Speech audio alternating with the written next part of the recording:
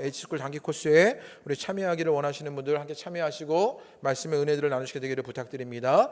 우리 전교회 연합수련회가 7월 29일부터 31일까지 가평 유명산밸리에서 리멤버라는 주제로 있습니다. 은혜를 기억하는 시간으로 수련회가 되어질 것이고 또 우리가 다시 한번 공동체로 리멤버 되어지는 일들을 함께 나누려고 하는 것입니다. 여러분 휴가들 일정들을 조정하셔서 우리 전교인이 함께 참여하는 그런 수련회가 되기를 부탁드립니다. 그래서 우리가 공동체로 새로워지고 또 은혜들을 다시 한번 기억하고 또 은혜를 누리게 될 일들이 우리 전교인 수련회를 통해서 있게 되기를 바랍니다. 청소년부 예배 시간이 7월부터 변경됩니다. 우리 11시로 변경되는 예배 시간 기억하셔서 여러분 예배 나오실 때 여러분의 자녀들과 함께 예배 나오셔서 우리의 청소년들이 함께 예배할 수 있도록 여러분 그렇게 힘써 주시기를 부탁드립니다. 오늘 예배 후에 남전도회 원래회가 있습니다. 우리 남전도회 회원들은 참석을 부탁드립니다. 또 6월 중직자 모임을 오늘 대신합니다. 오늘 1시에 본당에서 있는 우리 중직자 모임에 우리 참석해 주시기를 부탁드립니다. 또 우리 처치 리뉴얼 가운데 우리 조용행 정유 집사님 가정에서 주차장 방수공사를 섬겨주셨습니다. 감사를 드립니다. 또 우리 교인동정에 있습니다. 우리 안현 청년이 이제 이번 주 토요일 날 결혼을 하게 됩니다. 우리 박명숙 권사님의 장녀인데요. 6월 23일 토요일 오전 11시에 오목교회에 있는 로프트 가든에서 결혼하게 됩니다. 여러분 만나시면 축복해 주시기를 바랍니다. 교회에서 10시에 출발합니다. 우리 잠깐 우리 안현 청년 잠깐 일어나 주시면요. 제가 잠깐 기도하겠습니다. 네. 하나님 은혜를 감사합니다. 귀한 딸이 이제 가정을 이루게 됩니다. 하나님 귀한 남편을 만나 가정을 이루게 될 때 그 가정이 이제는 믿음의 가정이 되는 것을 보게 하여 주옵소서. 은혜의 가정이 되는 것을 보게 하여 주옵소서. 하나님 성숙을 이뤄내는 가정이 되는 것을 보게 하여 주옵소서. 그저 사랑의 결과물로 되어지는 것이 아니라 하나님을 알아가고 그리스도께로 자라가는 가정 되기를 소망합니다. 하나님 아내로서 돕는 배필이 되어지고 기도하는 어머니가 되어지며 이제 며느리로 또 하나님 다시 딸로 하나님 새롭게 서가는 일들을 맛보는 일들 가운데 주님이 더함 없는 손길들을 더하여 주옵소서. 그리하여 그 손길 가운데 주님이 기뻐하실 만한 아내가 될 일을, 주님이 기뻐하실 만한 며느리가 될 일을, 주님이 기뻐하실 만한 딸이 될 일을 보게 되기를 소망합니다. 그 가정을 통하여 영광 받으실 하나님의 일들을 보게 되기를 원합니다. 그 은혜의 역사가 귀한 가정 가운데 머물게 되는 것을 보게 하여 주옵소서. 특별히 귀한 가정을 이루는 아들이 이제 믿음 가운데 서게 되는 일들을 보게 하여 주옵소서. 함께 교회를 나오게 될 때마다 주님을 알아가게 하시고 주님을 만나는 일들이 있게 하시고 그 삶의 놀라운 변화들을 경험하게 되는 생명의 일들이 귀한 아들에게 경험되는 것을 보게 하여 주옵소서. 우리의 공동체는 귀한 가정을 축복하며 격려하고 하나님 함께 그 가정을 섬겨내게 되기를 소망합니다. 그리하여 믿음의 가정으로 섬겨내기를 기도하게 되기를 원합니다. 하나님 돕게 되기를 원합니다. 하나님 힘을 주게 되기를 원합니다. 그리하여 또 다른 믿음의 가정이 세워진 일을 기뻐할 일들을 보게 되기를 원하오니 우리의 공동체 역할들을 믿음으로 잘 감당할 일도 보게 하여 주옵소서. 하나님 그 결혼식의 모든 가정 가운데 축복하여 주시고 되어지는 모든 일들 속에 하나님의 은혜가 머무는 것을 보게 하여 주옵소서. 예수님의 이름으로 기도합니다. 아멘. 우리 박수로 한번 축복하겠습니다. 네. 우리 성경 말씀 함께 봉독합니다. 오늘 말씀 요한계시록 2장 12절에서 17절의 말씀입니다. 요한계시록 2장 12절에 17절의 말씀, 우리 요한계시록에 있는 소아시아 7교회 가운데 세 번째 교회 버가모 교회에 관한 말씀입니다. 요한계시록 2장 12절에 17절의 말씀을 함께 한 절씩 교독하시고 우리 17절은 함께 읽겠습니다. 요한계시록 2장 12절에서 17절의 말씀입니다. 버가모 교회의 사자에게 편지하라. 좌우의 날성검을 가지신 이가 이르시되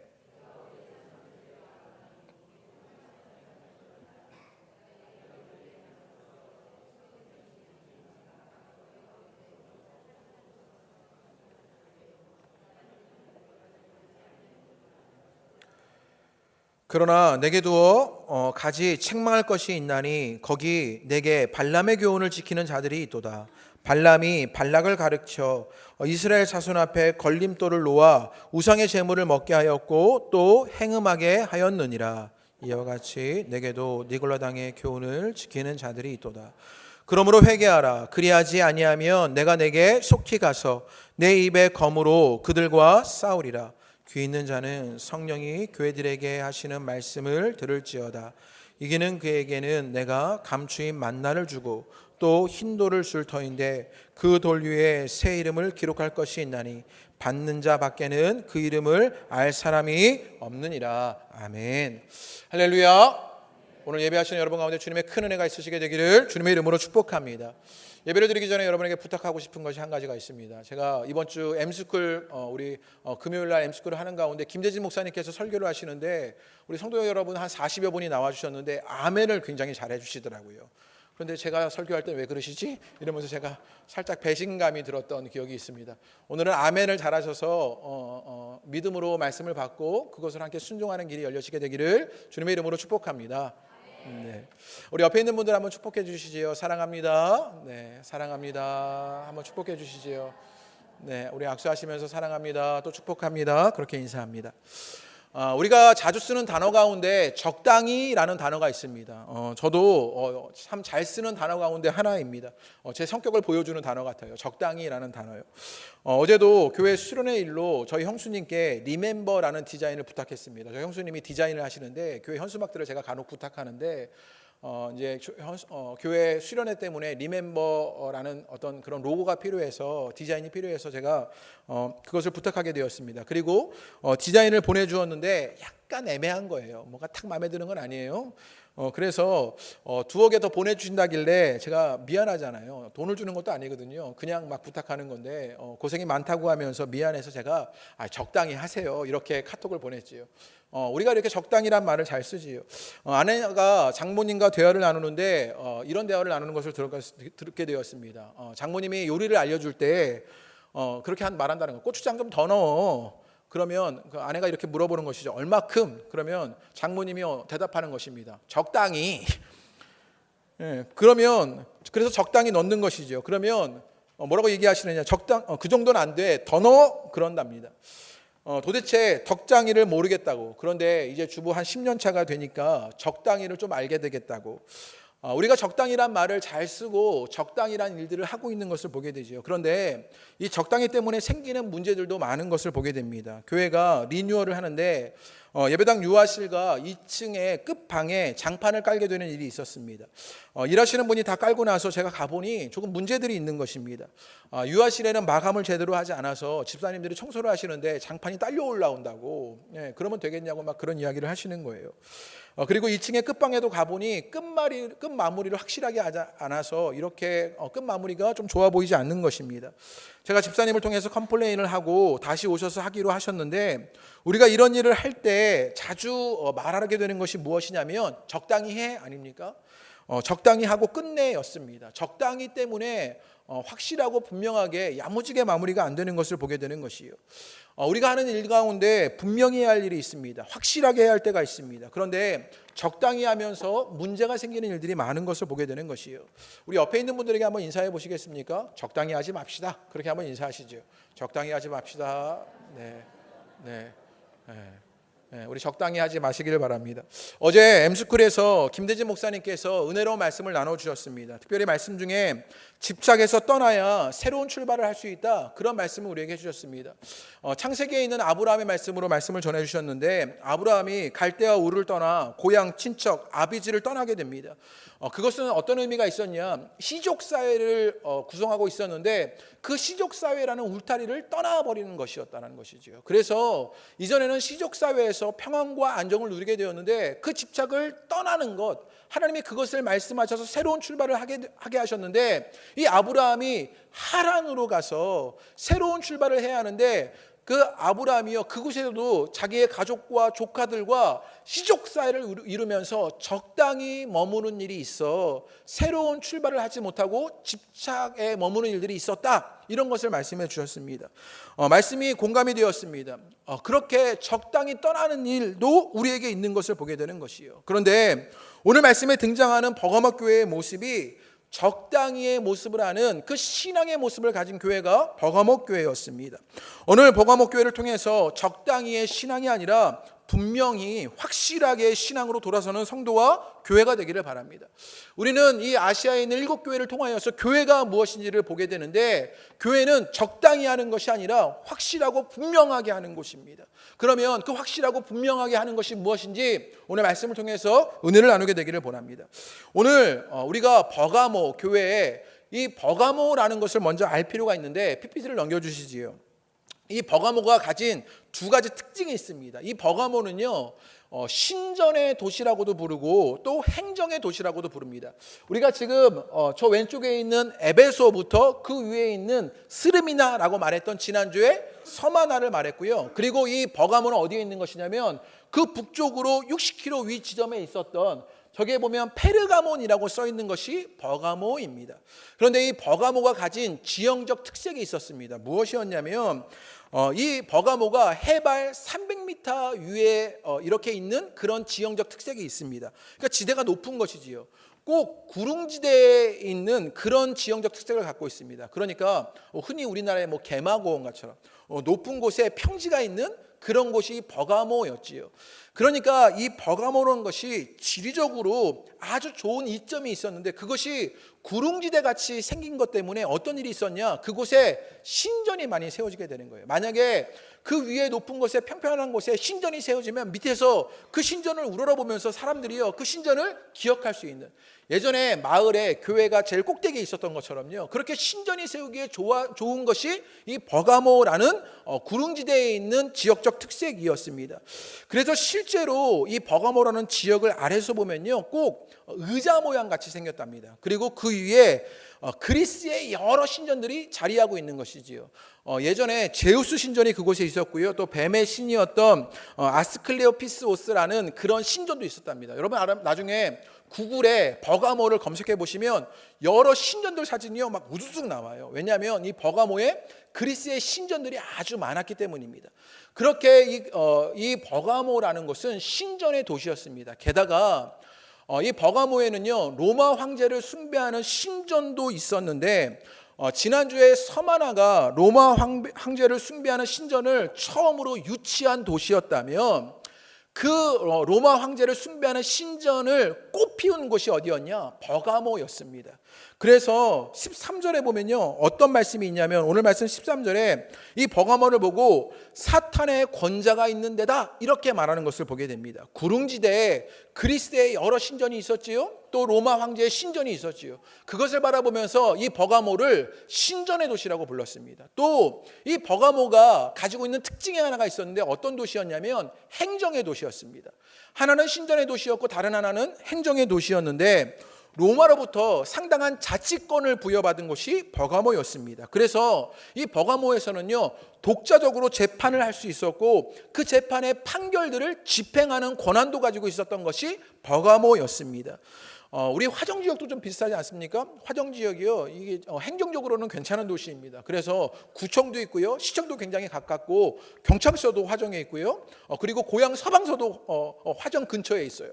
그러니까 아주 행정적으로 좋은 것이 그런 행정도시가 화정이었는데, 버가모도 그렇게 행정적으로 유리한 도시가 버가모였습니다. 그래서 어떤 이름이 있었냐면, 로마 총독에게 칼의 권세를 받았다, 그런 이야기를 듣는 것이 이 버가모였습니다. 그래서 행정력을 바탕으로 재판권을 가지고 그 재판권의 판결을 행사하는 권한을 가진 곳이 버가모였던 것이지요.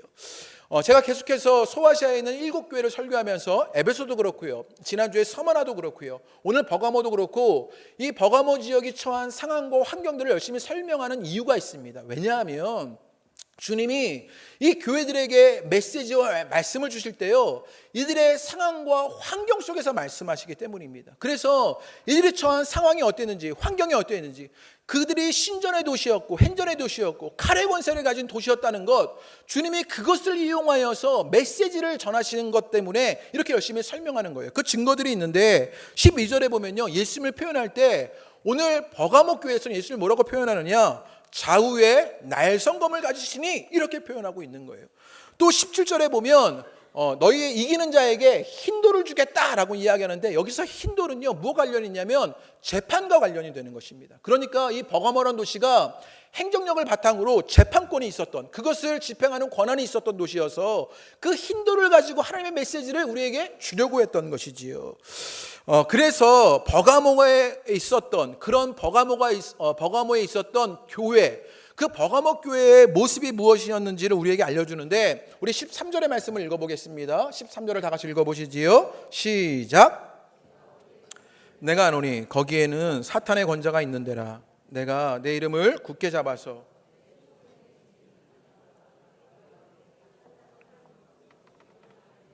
나를 믿는 믿음을 저버리지 아니하였도다. 지금요 버거모 교회가 가지고 있는 두 가지 특징을 알려주고 있습니다. 그 두 가지 모습이 무엇이었냐면, 하나는 사탄의 권자가 있는 그런 교회가 버거모 교회의 모습이었습니다. 또 다른 하나는 무엇이었냐면, 그 뒤에 그 사탄의 권자 아래에서 안디바가 순교하면서 주님의 이름을 붙잡아 믿음을 저버리지 않은 것이 버거모 교회였습니다. 이것을 조금 풀어보면 사탄의 권자가 있는 것이었습니다. 버가모 교회가, 이 버가모라는 것이 어떤 곳이었냐면 여러 신전이 있었다고요.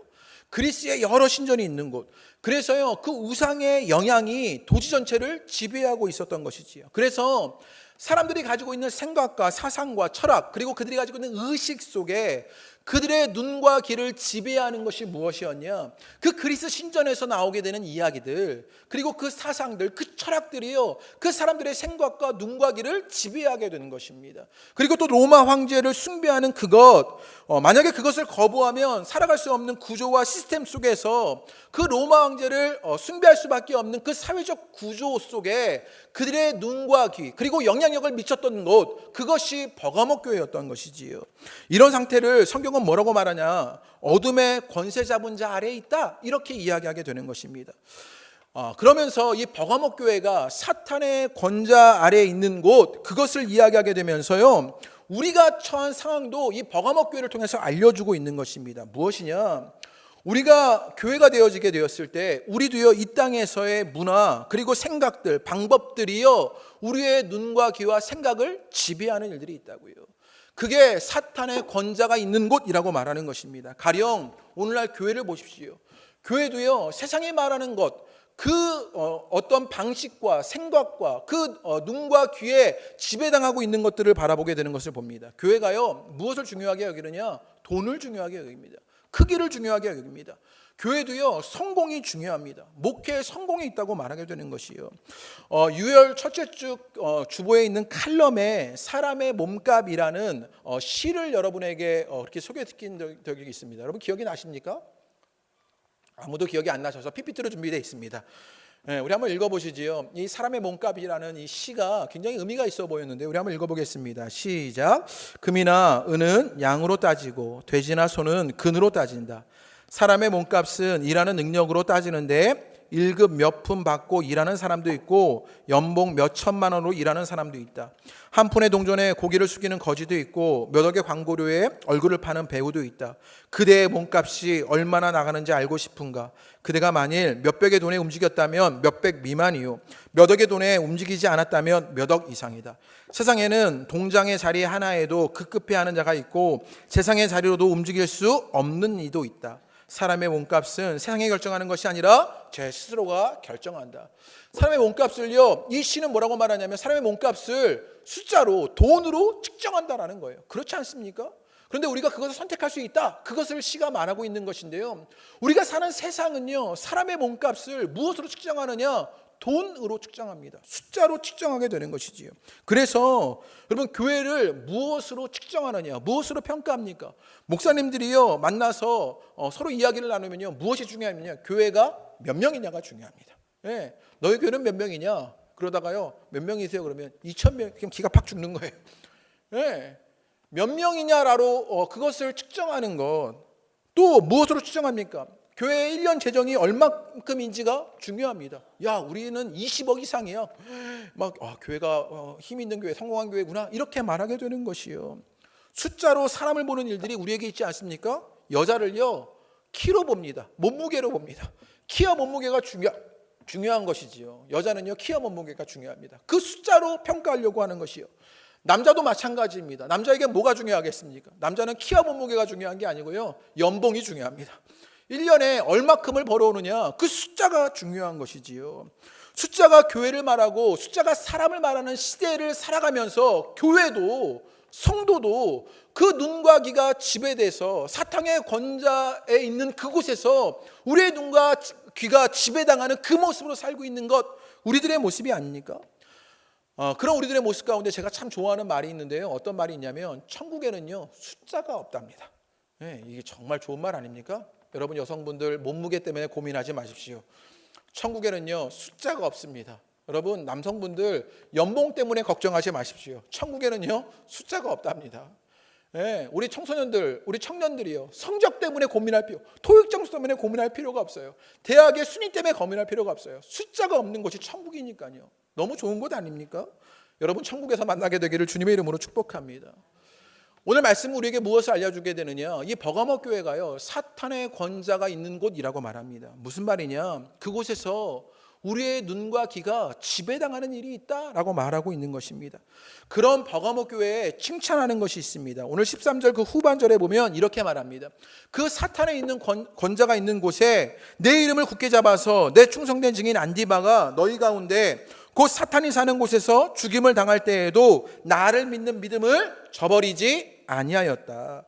내 이름을 굳게 잡아서 믿음을 저버리지 않고 순교한 안디바가 있는 교회가 버가모 교회였다고 말하고 있는 것입니다. 안디바는 누구였냐면 사도 바울이 복음을 전하고 나서 후임으로 세운 사람이 이 안디바였습니다. 그런데 이 안디바에게 어떤 일이 있었냐, 황제 숭배를 거부하다가 죽임을 당하는 일이 있게 된 것이지요. 그래서 안디바가 순교하는 일이 일어납니다. 안디바를 원문으로 발음하면 안티파스입니다. 안티라는 것은 안티, 반대하다, 뭐 이런 뜻 아닙니까? 파스는 어떤 뜻이 있냐면 동질화되다, 동의하다의 뜻이 있습니다.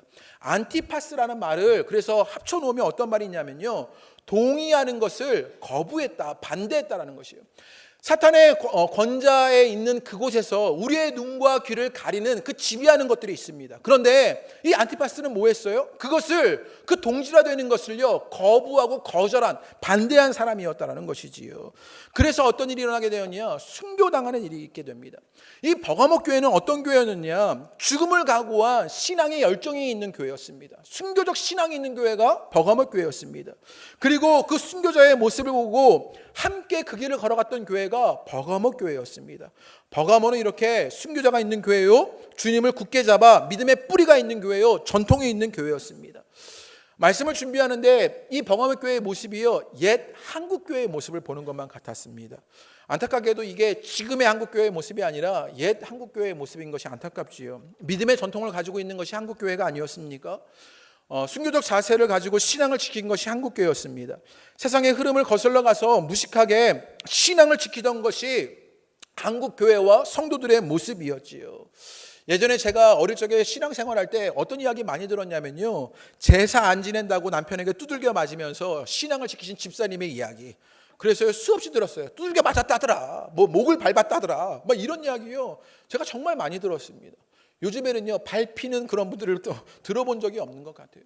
그런 순교적 신앙이 있었던 것이 한국교회의 모습이 아니었습니까? 제가 어릴 적부터 목회를 보고 자랄 기회가 제게 있었습니다. 제가 중고등학교 때 목회하다가 목회하시는 아버지를 통해서 보게 된 것이 무엇이었냐, 간혹 술 먹은 남편들이요 아내가 교회에 다닌다고 아내들을 막 두들겨 패는 일들이 있었던 것이죠. 그러면 그 집사님들이, 여자 집사님들이 어떻게 하셨냐면요, 사택으로 도망오시는 거예요.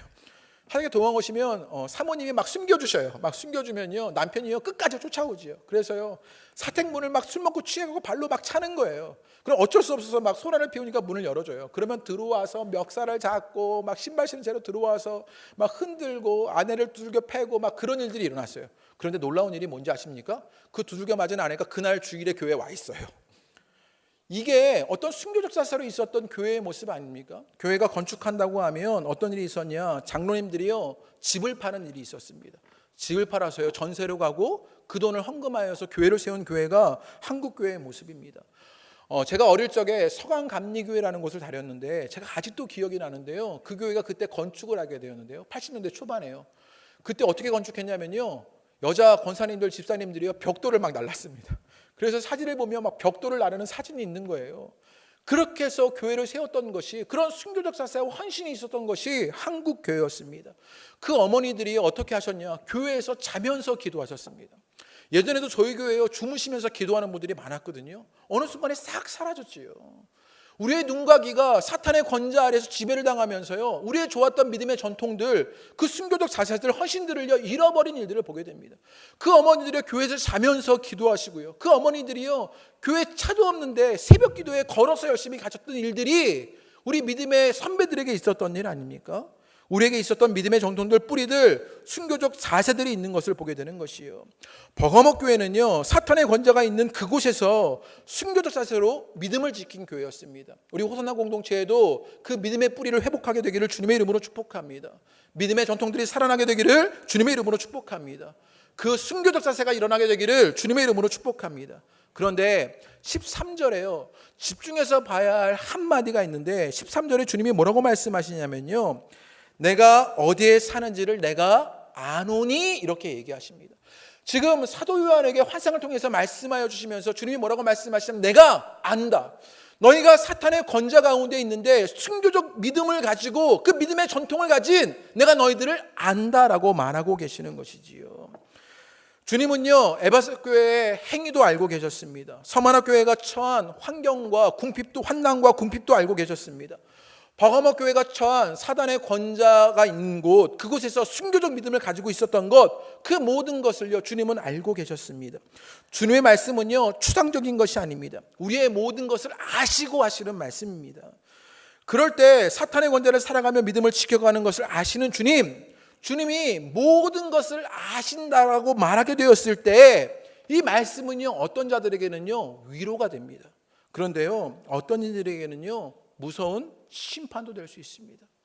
주님이 아시는 그 모든 가운데 내 모습이 어땠는지를요 돌아봐야 하기 때문인 것이지요.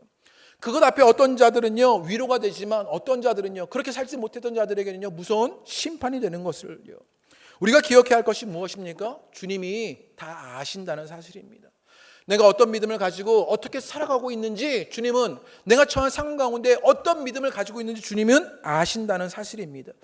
그 믿음의 전통 위에 있었던 버가목 교회 가운데, 그들 가운데 다른 부류가 있었습니다. 순교적 자세를 가지고 믿음을 지킨 자들이 있었는데 그들 속에는요 다른 부류도 있었는데, 우리 14절과 15절 말씀을 읽어보겠습니다. 우리 14절 15절 말씀 다 같이 읽어보시지요. 시작. 거기 내게 발람의 교훈을 지키는 자들이 있도다. 발람이 발락을 가르쳐 이스라엘 자손 앞에 걸림돌을 놓아 우상의 제물을 먹게 하였고 또 행음하게 하였느니라. 이와 같이 내게도 니골라 당의 교훈을 지키는 자들이 있도다. 지금요 이 버가목 교회 안에 다른 부류들이 있습니다. 그 부류는 어떤 일을 했냐면 발람의 교훈을 지키는 자들이었습니다. 또 걸림돌에 걸려서 우상의 제물을 먹고 행음하는 일, 음란한 일을 했던 일이 버가목 교회 안에 있었습니다. 또 뭐라고 말했냐? 15절에 니골라 당의 교훈을 지키는 자다 이렇게 얘기했습니다. 니골라 당 어디서 많이 들어보지 않으셨습니까? 에베소 교회를 설교하게 되었을 때 거기에 니골라 당이 나왔지요. 이 니골라 당은 무엇이냐? 진리를 왜곡하는 사람들이에요. 거짓된 교훈을 말하는 사람들, 잘못된 가르침을 말하는 사람들을 니골라 당이라고 말합니다. 그런데 이 버가목 교회 안에 잘못된 교훈들, 그리고 진리를 왜곡하는 자들, 잘못된 가르침들을 말하는 자들이 있었고 그것을 따르는 일들이 있었다라는 거예요. 그리고 우리가 집중해서 봐야 할 것이 있는데 무엇이냐? 발람의 교훈을 지키는 자들이 있다, 이런 말들을 하게 됩니다. 그러면 이 발람의 교훈이 무엇인지를 좀 알아야 하는데요, 민수기 22장에서 25장의 말씀에 보면 이 발람의 교훈에 관한 이야기가 나옵니다. 이 발람은요 누구냐? 이방 선지자였습니다. 당시 이스라엘이 가나안으로 들어가기 직전입니다. 그때 모압 땅에 머물게 되었는데 모압 왕 발락이요 돈을 주고 부탁하는 것입니다. 이방 선지자였던 발람에게 발락 왕이 부탁을 하는 거예요. 뭐라고 부탁하느냐? 그 이스라엘을 저주해 주어라, 이렇게 부탁하는 거예요. 그래서요 이스라엘이 이 발람이 이방 선지자였던 발람이 이스라엘을 저주하려고 할 때마다 어떤 일이 일어나느냐? 하나님이요 그들을 축복하게만 하시는 거예요. 그런 일들이 일어나게 됩니다. 그러자 발락이 내놓은 물질들을 보고 눈이 어두워지기 시작합니다. 그리고 이스라엘을 몰락시키를 꾀를 내게 되는데 민수기 31장 16절의 말씀에 이것을 이야기해 줍니다. 우리 한번 읽어보겠습니다. 민수기 31장 16절의 말씀입니다. 시작. 보라, 이들이 이스라엘 자손을 부올의 사건에서 여호와 앞에 범죄하게 하여 여호와의 회중 가운데에 연병이 일어나게 하였느니라. 지금요 발람이 꾀를 내게 되는 일이 있습니다. 그것으로 말미암아 교묘한 유혹을 가지고 이제 그들이 범죄하게 되는 것, 그것으로 어떤 일들이 일어나느냐? 부올의 사건이 일어나게 됩니다. 그러면 부올의 사건이 무엇이냐? 민수기 25장 1절에서 3절 말씀에 이 부올의 사건을 설명해 주는데 우리 한번 읽어보겠습니다. 시작. 이스라엘이 시딤에 머물러 있더니 그 백성이 모압 여자들과 음행하기를 시작하니라. 그 여자들이 자기 신들에게 제사할 때 이스라엘 백성에게 청하여 백성이 먹고 그들의 신들에게 전함으로 이스라엘이 바알부올에게 가담한지라. 여호와께서 이스라엘에게 진노하시니라. 지금요 발람이 꾀를 낸 것이에요. 그 발람의 꾀가 무엇이었냐면요, 부올의 사건을 일으키는 일이었습니다. 무엇이었냐면 모압 여자들이요 이 이스라엘 백성들을 초청하는 것이지요. 그리고 이스라엘 남자들이요 이 초청에 응하여 가서 음란의 일들을 하게 됩니다. 그것으로 말미암아 우상의 제물을 먹고 바알볼에게 절하는 일들이 일어나게 됩니다. 이것에 하나님이 진노하시게 되는 것으로 이스라엘 백성들 수많은 사람들이 죽게 되는 일들이 일어나게 됩니다. 결국 발람의 꾀가 있었습니다. 그 교묘한 유혹으로 이스라엘이 어떻게 되었냐? 걸림돌에 걸려 넘어진 거예요. 여자들의 초청에 그냥 응했을 뿐인데 음란에 넘어가고 바알보로에게 가담하는 일들이 일어나 우상의 제물을 먹고 음행하고 우상에게 절하는 일들이 일어나게 됐던 것이 이스라엘에게 있었던 일입니다. 그래서 베드로 후서의 말씀이에요. 이 사건을 뭐라고 이야기하느냐? 베드로서 2장 15절의 말씀 우리 한번 읽어보겠습니다. 시작. 그들이 바른 길을 떠나 미혹되어 부올의 아들 발람의 길을 따르는도다. 그는 불의의 싹을 사랑하다가, 발람의 교훈이라고 말하는데 그 발람의 꾀, 그가 무엇 때문에 그것을 했냐면 불의의 싹을 사랑한 것이에요. 그래서 어떤 일을 했냐면 그들이요 바른 길을 떠나서 미혹됐다고, 유혹에 넘어가는 일이 일어나게 되었던 것입니다. 그래서 발람의 길을 따라 이 불의의 싹을 사랑하는 일이 있습니다. 이 발람이요 바른 길을 몰랐던 것이 아니에요. 하나님이 뜻을 알았어요. 하나님은요 저주하기 원하지 않으셔요. 그래서 축복하기를 원하셔요. 그런데 그것을 저버리지요. 작은 욕심 때문에 불의의 싹, 발락이 주었던 돈 때문에, 그 작은 유익 때문에 진리를 버리고 이스라엘을 몰락시킬 유혹을 생각해냅니다. 그 꾀를 가지고요, 그 교묘한 유혹을요 걸림돌을 만들어 넘어뜨리게 하는 일들이 일어나게 되는 것이에요. 그런데 버가모 교회 안에 이런 일이 있었던 것입니다. 무엇이냐면 발람의 교훈을 지키는 자가 있었던 것이지요. 자신의 유익과 이익을 위해서 교묘한 유혹에 걸림돌에 넘어져 여러분 우상의 일들을 하게 되는 것, 그 범죄 아래 머물러지는 일들이 이 버가모 교회 안에 있었던 것입니다. 자신의 유익 때문에 교묘한 유혹에 타협해서 신앙을 버리는 일이 있는 것이요. 우리가 신앙을 잘 봐야 하는데요, 여러분 우리의 신앙은요 큰 산 때문에, 문제라는 큰 산 때문에 넘어지는 것이 아니라요, 우리의 신앙은요 교묘한 유혹들, 작은 돌뿌리들, 걸림돌에서 넘어지는 경우가 훨씬 허다합니다. 큰 문제가 있으면 오히려 기도하려고 해요. 큰 문제가 있으면 오히려 뭉치려고 해요. 그런데 작은 걸림돌들, 교묘한 유혹에 그것에 타협하여서 넘어지는 일들이 교회 속에 일어나게 되는 것을 보게 되는 것이에요. 청년들을 보면요, 우리도 다 그 청년의 시절을 지나왔는데 우리에게도 있었던 일이고요, 청년들에게도 일어난 일입니다. 고3 때, 청소년 때예요. 고3들이요 대학이라는 거대한 산이 있을 때는요, 그때가 너무 힘들어도 어떻게 합니까? 믿음을 지키려고 해요. 그래서 막 예배 열심히 나오고 기도도 하고 막 가지 말라 그래도 막 수련을 가고 막 그랬던 청소년들이 있어요. 그런데 대학을 가고 납니다. 그러면 어떤 일이 생깁니까? 교묘한 유혹들이 있지요. 이성 친구를 사귀는 일들, 때로는요 기숙사에서 지내는 일들, 친구들과의 만남과 모임들, 술자리들, 담배나 클럽에 가는 것들, 그 세상의 문화, 그 교묘한 유혹, 돌뿌리, 그 걸림돌에 넘어가 버리게 되는 것을 보게 되는 것이요. 그래서 신앙을 잃어버린 일들이요 비일비재하게 일어나게 되는 것을 보게 되는 것이요. 여러분, 일곱 교회에 지금 주님께서 메시지를 주시는데 그 메시지 속에 한 가지 질문을 꼭 하시는 질문이 있습니다.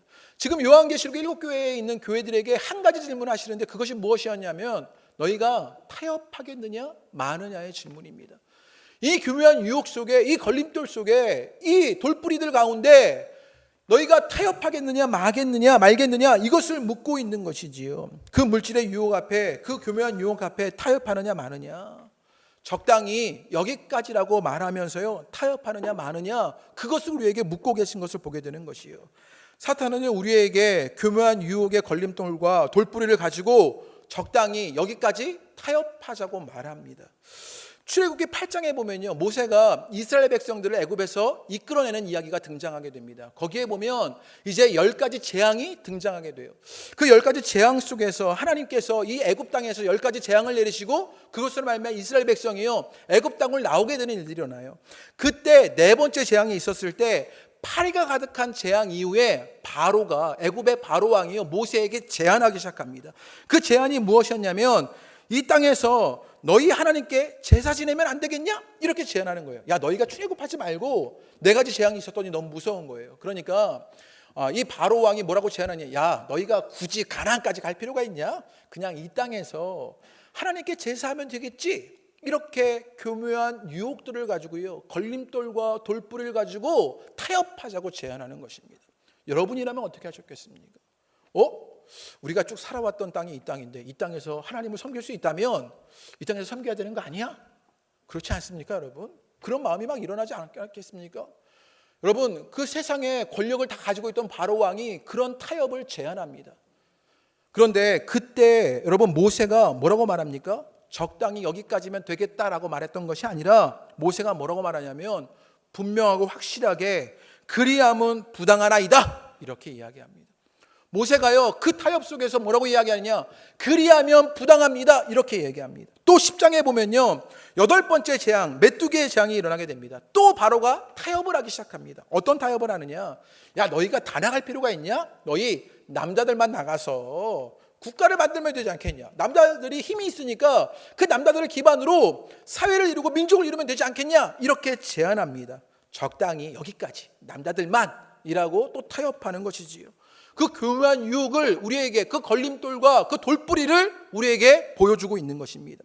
또 9번째 재앙 속에서, 흑암의 재앙 이후에 바로가 또 어떤 타협을 하고 있느냐면요, 양과 소는 머물러 두고 가면 되지 않겠냐 이렇게 제안합니다. 첫 번째는 어떻게 했다고요? 여기서 제사 지내면 되잖아.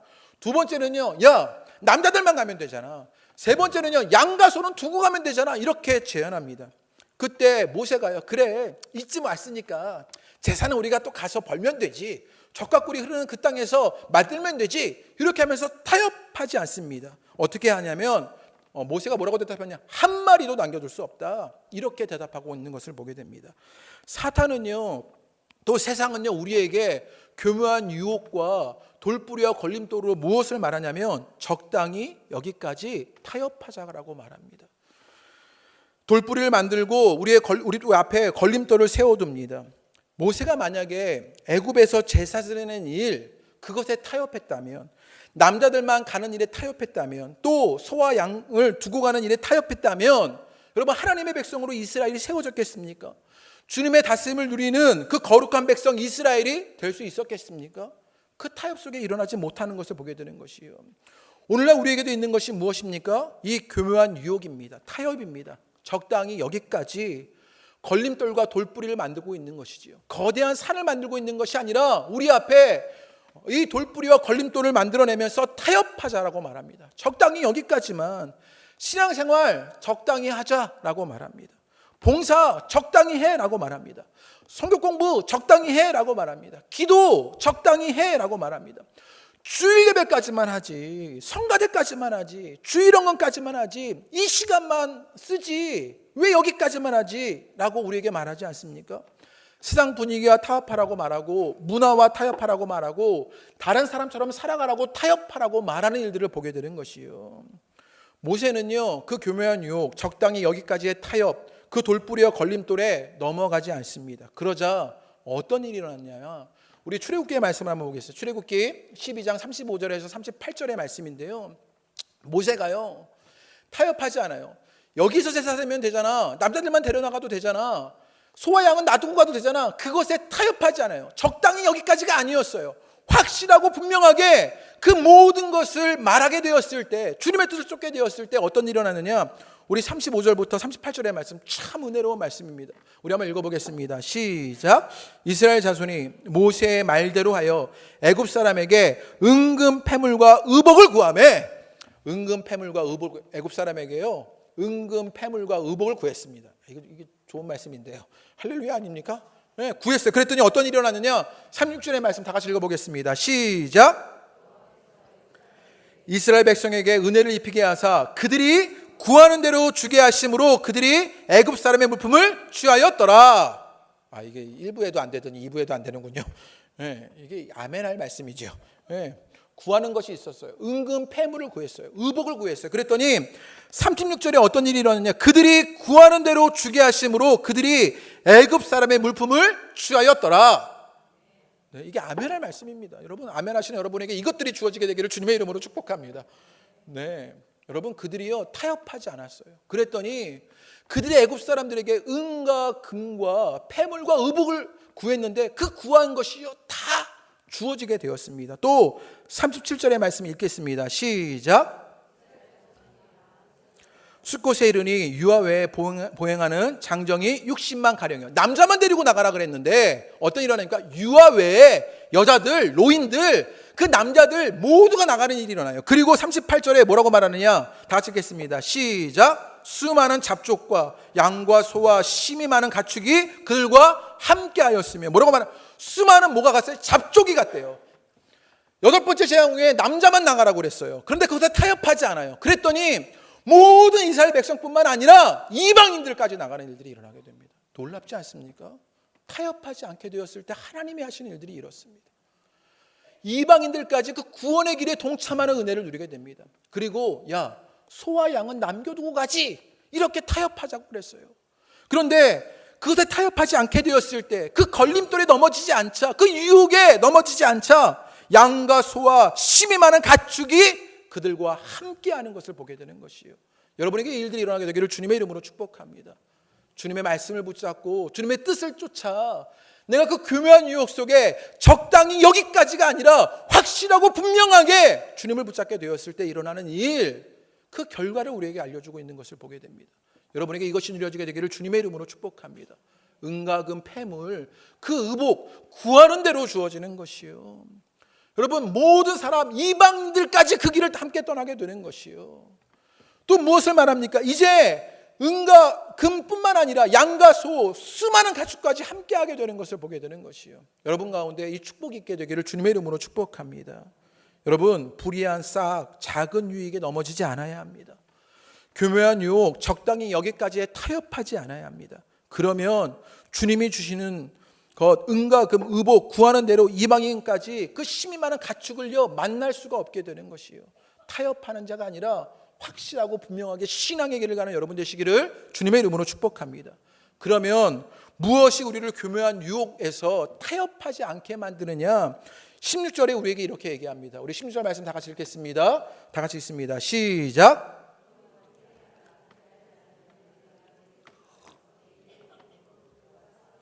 뭐라고 말씀하시느냐? 회개해라 라고 말합니다. 이전에도 주님께서 에베소 교회에게 회개를 말씀하십니다. 여기서의 회개는 감정적으로 반성하는 것을 말하는 것이 아니라 새로운 삶의 형태로 전환하는 것을 말합니다. 이제 돌아서서 새롭게 출발하라는 것이지요. 그 출발이 있어야 합니다. 그러면 어디서부터 출발해야 하고 어디로 출발해야 하느냐, 그것을 우리에게 알려주는데 12절의 말씀입니다. 이게 요한계시록의 7교회의 말씀 속에 있는 팁 아닙니까? 예수를 묘사하는 것, 이게 정말 중요한 것인데, 우리가 그러면 그 교묘한 유혹을 위해서 회개하고 어디서부터 어디로에 가서 여러분 우리가 돌아가서 그 일을 해야 하느냐? 우리 12절 말씀을 우리에게 알려주는데요. 다 같이 읽어보겠습니다. 시작. 좌우에 날성검을 가지신 이가 이르시되, 누가 계셔요? 좌우에 날성검을 가지시니 라고 말합니다. 여기에는요 두 가지 의미가 있습니다. 주님은 좌우에 날성검을 가지신 이이십니다. 예수님은요 한쪽 날만 가진 검을 가지신 게 아니라 쌍날의 검, 양날의 검을 가지신 분이 예수님이십니다. 당시는요 로마가 힘으로 지배하는 일이 있었어요. 그 힘의 상징은 무엇이었냐? 칼이었죠. 칼을 가지고, 그 힘을 가지고, 그 군사력을 가지고요 압제하고 억압하는 힘으로 그 로마의 통치를 이뤄냈던 것이 로마였어요. 그런데 주님은요 좌우의 날을 검을 가지신 분입니다. 그래서 그 주님이 누구냐고 알려주고 있는 것이냐, 그 주님의 통치가, 그 주님의 다스림이 실제적으로 다스림이 있는 것이다라고 우리에게 알려주는 것입니다. 로마가 아니에요. 로마가 준 그 칼의 권세가 아니라 주님이 그 좌우의 날성검을 갖추신 분이다. 그 말은 주님이 우리를 통치하실 것이다. 주님이 우리를 지배하실 것이다. 주님이 우리를 다스릴 것이다 라고 말하고 있는 것이에요. 여러분 가운데 그 일들이 일어나게 되기를 주님의 이름으로 축복합니다. 우리는 우리를 통치하시고 다스리시는 그 세상의 주권에 되시는 주님을 쫓아야 할 일을 보게 되는 것이에요. 그리고 이 좌우의 날성검의 다른 한 가지 의미는 무엇이냐? 여러분, 이 좌우의 날성검은요, 버가모가 칼의 권세를 가지고 있었습니다. 그것으로 말미암아 행정력을 바탕으로 재판하는, 그 재판을 판결하고 집행하는 권한을 가지고 있었어요. 칼의 권세를 가지고 있었어요. 그런데 주님이 뭘 가지고 계셔요? 좌우의 날선검을 가지고 계셔요. 주님이 무엇 하시는 분이냐? 통치하는 것뿐만 아니라 심판하시는 분입니다. 주님은 우리를 심판하시는 분입니다. 그래서 그 심판 가운데서 우리를 보고 계시는 것이지요. 불의한 싹에 타협한 신앙인지, 교묘한 유혹에 적당히 여기까지를 외치며 돌뿌리와 걸림돌에 넘어진 자를 심판하신다고요. 그 심판하신 분을 안다면, 두려워한다면 우리가 그 교묘한 유혹에 넘어가지 않게 된다고요. 여러분, 그 주님을 바라볼 일들이 여러분 가운데 있게 되기를 주님의 이름으로 축복합니다. 좌우의 날성검을 가지신 예수님은 이 세상을 지배하고 통치하시는 분입니다. 그리고 심판하시는 분입니다. 그 통치 아래에 있을 때, 그 심판을 기억할 때 그 교묘한 유혹 속에서 타협하지 않는 일들이 일어나게 되는 것이요. 적당히 여기까지가 아니라 확실하고 분명하게 신앙의 길을 가게 되는 것이요. 그 은혜의 역사가 오늘 예배하는 여러분 가운데 있게 되기를 주님의 이름으로 축복합니다. 그러면 그럴 때 우리가 누리게 되는 것이 무엇이냐? 우리 17절의 말씀입니다. 우리 17절 말씀 다 같이 한번 읽어보시오. 우리가 타협하지 않고 우리가 확실하고 분명하게 신앙의 길을 가자, 주님이 우리에게 허락하시는 일들을 17절에 우리에게 알려주시는데요. 우리 17절을 읽겠습니다. 시작. 성령이 교회들에게 하시는 말씀을 들을지어다. 이게는 그에게는 내가 감추었던 만나를 주고 또 흰 돌을 줄 터인데 그 돌 위에 새 이름을 기록한 것이 있나니 받는 자밖에는 그 이름을 알 사람이 없느니라. 뭐가 있냐면요, 감추인 만나가 있답니다. 또 뭐가 있냐면요, 흰 돌이 있답니다. 또 뭐가 있냐면요, 새 이름이 주어진답니다. 감추인 만나예요. 세상 사람들은요, 그것을 알지 못해요. 그것이 어떤 유익이 있는지, 어떤 기쁨이 있든지, 어떤 것이 있는지 알지 못하는데 그 감추인 만나를 우리에게 주신다고 말합니다. 이 만나는 무엇이었냐면요, 구약의 이스라엘 백성들이요, 광야를 지나는 동안 하나님이 먹이셨던 것입니다. 무엇입니까? 우리의 필요를 공급하시는 주님의 은혜를 누리게 될 것이라는 것입니다. 너희가 그 교묘한 유혹 속에, 작은 유혹에 흔들리지 않고 그 불의악 사건을 쫓지 않게 되었을 때 내가 너를 먹이는 일을 보게 될 것 아니냐라고 말씀하시는 것입니다. 이 만나는 무엇이었냐면요, 법궤 안에 항아리에 담아서 담겨졌던 것이 만나였습니다. 법궤는 무엇하는 것이냐? 여러분, 하나님의 임재를 누리는 것이 법궤였습니다. 그래서 이 감추어진 만나를 통해 주님이 우리에게 말씀하고 싶은 것이 있어요. 너희가 그 교묘한 유혹 속에 넘어지지 않을 때, 적당히 여기까지가 아니라 확실하고 분명하게 신앙의 길을 가게 되었을 때 그 법궤의 일이 일어났던 것처럼, 그 만나의 역사처럼 내가 너를 만나주겠다, 내가 너와 함께 하겠다라고 말씀해 주시는 것이에요. 그 은혜를 누리시는 여러분 되시기를 주님의 이름으로 축복합니다. 이 만나는 또 무엇이냐? 요한복음에요, 예수님이요, 이 만나를 통해서 자신을 설명하십니다. 뭐라고 설명하십니까? 내가 생명의 떡이다라고 설명하시지요. 그 만나로 말미암아, 그 생명의 떡으로 말미암아 생명을 주게 되는, 그 생명의 활력을 얻게 되는 일들이 우리 가운데 있다라는 것이에요. 주님은 우리에게 그 교묘한 유혹 속, 적당히 여기까지가 아니라 확실하고 분명하게 신앙의 길을 가게 되었을 때 감추인 만나를 줄 것이다라고 말합니다. 내가 너희를 먹일 것이고, 내가 너희와 함께 할 것이고, 너희 가운데 생명의 역사가 있을 것이다. 여러분 가운데 그 일들이 일어나게 되기를 바랍니다. 그리고 무엇을 주시느냐? 흰돌을 주십니다. 이 흰돌은요, 당시에 어떻게 쓰여지게 되었냐? 판사가요, 무죄를 판결할 때 항아리에 던진 돌이 흰돌이었답니다. 그러니까요, 그 흰돌이 주어지게 된 것은 무엇이에요? 내가 이제 자유한, 그 심판 앞에서 자유한 무죄의 사람이 되어진 것입니다. 주님의 피로 말미암아 우리가 구속함을 얻은 자유인이 된 것입니다. 여러분, 그 자유를 누리시게 되기를 주님의 이름으로 축복합니다. 또 이 흰돌은 무엇이었냐면요, 경기에 이긴 사람들이요, 이 흰돌을 받게 됩니다. 그리고 이 흰돌로 말미암아 이긴 자들이 참여하는 축제에 참여할 수 있게 된 것입니다. 결국 우리에게 무엇을 말씀하시느냐? 흰돌이 주어진 그것으로 말미암아 주님의 잔치에, 주님의 축복의 자리에 너희가 참여하게 될 것이다 라고 말합니다. 또 이 흰돌은 무엇이냐? 대지상의 흉패 가운데 우림과 두빔이 있습니다. 그것이 흰 큰 돌로 되어졌다라고 말하는데 대제사장은 무엇입니까? 하나님을 만나는 특권을 누린 사람입니다. 이제 너희 가운데 그 주님의 특권, 그것을 누리게 될 것이라고 말하게 되는 것이에요. 오늘 그 흰 돌의 은혜를 누리시는 여러분 되시기를 주님의 이름으로 축복합니다. 심판에서 자유를 누리며 축제에 참여하게 되며 주님과의 만남 속에 그 특권을 누리게 되는 것이요. 그리고 이제 새 이름이 주어진다고 말합니다. 무엇입니까? 존재적으로 새로워지는 사람이 되는 것이지요. 이전에 네가 아니라 새로운 존재로 하나님의 아들이요 딸이 되는 그 주님의 나라의 백성이 되는 은혜를 누릴 것이라고 우리에게 알려주고 있는 것이요. 그 은혜의 역사가 저 여러분 가운데 있게 되기를 주님의 이름으로 축복합니다. 말씀을 마무리하려고 합니다. 여러분은 어떤 부류의 성도입니까? 좌우의 날성검을 가지신 주님 앞에 서게 되었을 때 위로를 받을 수 있는 분입니까? 아니면 두려워해야 하는 분들이십니까? 사탄의 권좌를 살아가는 것이 우리입니다. 그러나 순교적사로 살아간 믿음의 전통과 뿌리를 회복해야 하는 것이 우리들이 되어야 합니다. 불의한 싹과 교묘한 유혹, 적당히 여기까지를 외치며 걸림돌과 돌불에 넘어졌다면 이제 확실하고 분명하게 좌우의 날성검을 가지신 그 주님을 붙잡는 여러분 되시기를 주님의 이름으로 축복합니다. 그때 감추인 만나의 은혜를 누리게 됩니다. 흰돌의 축복을 받게 됩니다. 새 이름의 영광을 누리게 될 것입니다. 그 은혜의 역사가 오늘 예배하는 여러분 가운데 임하게 되기를 주님의 이름으로 축복합니다. 우리 함께 찬양하시고 우리 기도하겠습니다. 우리 세상의 유혹 시험이 우리 말씀을 기억하시면서 그 유혹 앞에 좌우의 날성검을 가지신 그 주님을 붙잡습니다. 그것을 고백하며 함께 찬양합니다.